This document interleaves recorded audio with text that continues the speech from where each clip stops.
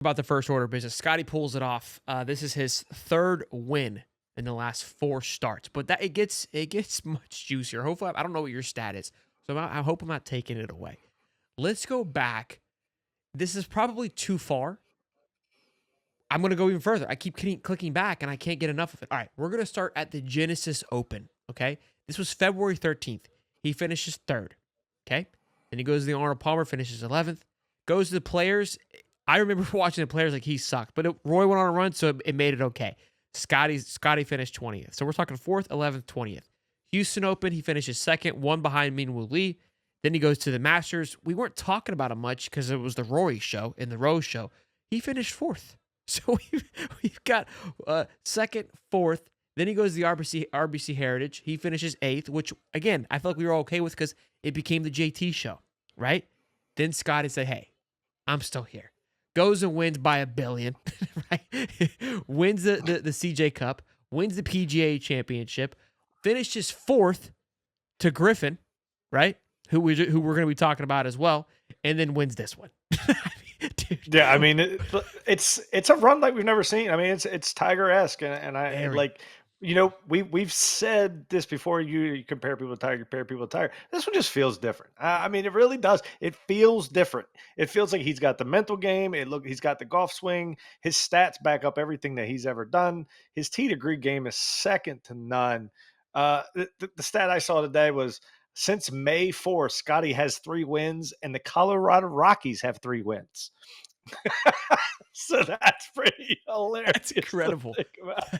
That's incredible. That's a way cooler stat than what I just gave. But no, dude, you're spot on, man. In a world where we're always looking for that next big thing, and I just finished watching the Earnhardt documentary on Prime, and so I kind of think about that too, where NASCAR is trying to. That was great, by the way. That was Good. awesome. I love that. So good. Trying to think about who is that next guy for each sport, and Tiger always is going to be near and dear, but in a weird way, I feel like Tiger or golf has kind of had a nice handoff or a nice transition of like, okay, we're ready for that next. And we've had them. Jason Day stepped up, Dustin Johnson stepped up, Rory stepped up, Spieth stepped up.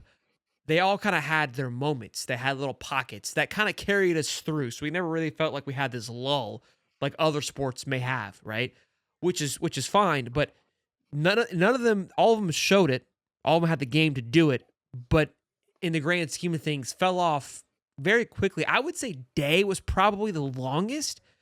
And honestly, he was the only one that I feel that was turned away because of an injury. The other ones, it was more of a mental thing. Like Spieth got in his head. Rory became the face. He had a lot to juggle. DJ just didn't give a shit. I mean, let's just call it what it is. He just collected paychecks. Yeah, he just didn't care. But Scott, like you said, it feels different. He has the game. He's kind of had a little bit of ebbs and flows. And the biggest thing is he can play anywhere. He's impactful, and he's got the game to win it anywhere that he goes. And yes, his tee to green is just so fluent. I mean, he looks unstoppable right now. He looks like if he misses, it's just like almost like he's just missing to make it fun in a way. It never feels. It feels like when Tiger played. Like if Scheffler's 2 to 3 back with a day to go, like yeah, it's nobody's winning, and we're getting that. He doesn't possess the same kind of like Earnhardt, like intimidator vibe that Tiger carried. And I don't think we'll ever have that again because guys have kind of learned, especially with social media, that you really can't be that a-hole type anymore because you'll get torched. But it feels different. Yeah, no. Like I sit there and you look, and I actually wrote an article about this, and him and Ted Scott, they sit there and they talk about this golf shot, and they talk about it, and then they always play the right one, and he always executes it. It's amazing. And then when they're in jail, they just take their medicine, they punch out. Scotty will hit a wedge from 130, might put it to 10 feet or less, and he might make the putt, he might not, but he only makes bogey. He doesn't make worse. And he just never takes himself out of a golf tournament, and he knows his skill level. Like on Saturday, he played all day, par golf, and then on the last 4 or 5 holes, he birdies the last 4 out of the 5 holes, and he shoots 68. I mean, it looked like the most boring 68 you've ever seen. Yeah, one of the toughest golf courses. It's crazy, and it's like when he plays bad, he's still better than 95% of the field. And that's what's crazy. I was watching him at Colonial when he ended up finishing 4th. I was like, man, Scotty's playing awful, and he was T4. Like, what is going on? That's the Scotty standard. Look, this is where we'll get into the Bryson talk because I feel like Bryson, He kind of embodies a lot of the same characteristic. He plays, and I always say, I call it Ricky Fowler ball, where Ricky will go and like double bogey a hole from nowhere and then birdie 7 in a row. Like that's Bryson to a T. Like Bryson will go double double, and it's like, what are we doing? And then just hole out and make 3 birdies. And it's like, okay, he's back.